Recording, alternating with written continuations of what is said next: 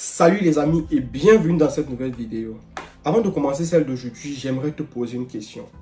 Est-ce que tu as déjà eu l'impression que tout est difficile, rien ne marche, tu as beau essayer, tu donnes le meilleur de toi, mais ça ne marche pas? Et oui, moi-même j'ai déjà eu cette impression-là. Et laisse-moi te dire que c'est dans ces moments-là que tu dois tester ton niveau de persévérance.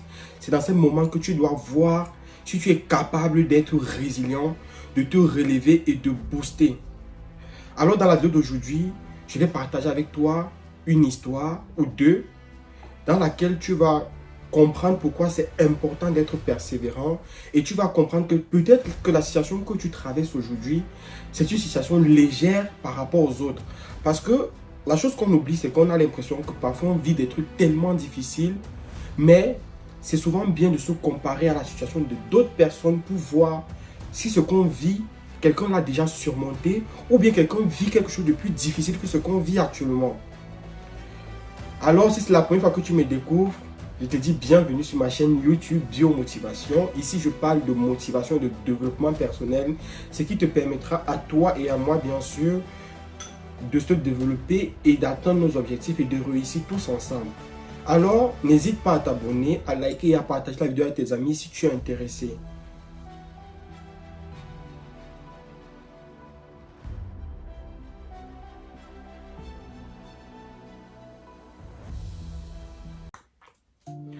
Tout d'abord, j'aimerais que tu développes la notion de persévérance dans ta vie. Pour moi, c'est une notion très importante parce que si tu envisages de réussir et d'aller très loin dans ta carrière ou dans ta vie, tu dois être persévérant parce que la vie ne va pas toujours te donner d'un coup ce que tu demandes. Que ce soit dans ton projet de création d'entreprise, que ce soit dans ta recherche de travail, ou que ce soit dans ta vie de couple, tu dois être persévérant. Parce que figurez-vous que même dans les couples, les couples que vous voyez qui ont réussi, qui sont allés sur 20, 30 ans de mariage, ce n'est que de la persévérance parce qu'ils ont connu des hauts et des bas. C'est comme ça, on connaît des hauts et des bas partout. Alors avec toi, j'aimerais partager une situation que généralement nous les jeunes étudiants étrangers, quand nous arrivons à l'étranger, bon cas en France, on fait face à cette situation-là. Voyez-vous, au terme de nos études ou au cours de nos études, on est appelé à faire un stage ou une alternance. Donc du coup, on doit chercher une entreprise qui va accepter de nous accueillir. Mais sauf qu'on est souvent confronté à un problème.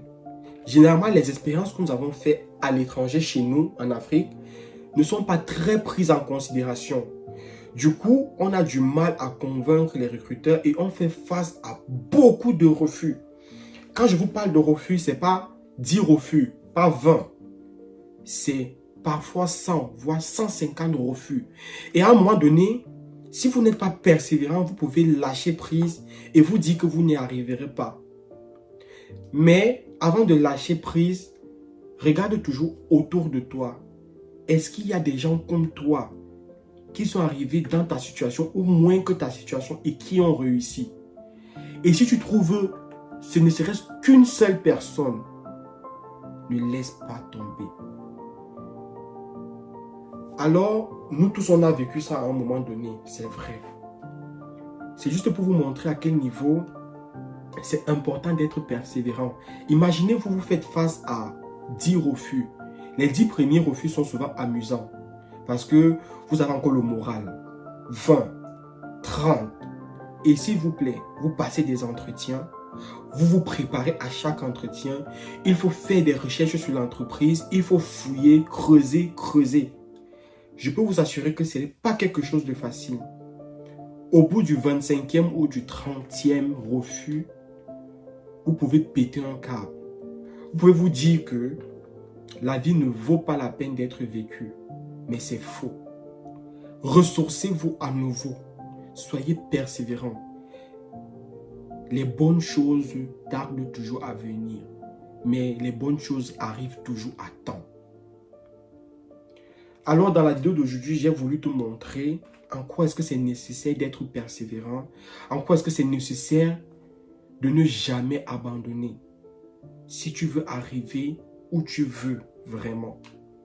J'espère que la vidéo t'a plu. Laisse-moi en commentaire ce que tu aimerais ou une situation où tu as été persévérant et que ça a fini par payer, que tu n'espérais même plus. Et je serai très heureux de te lire et de te répondre.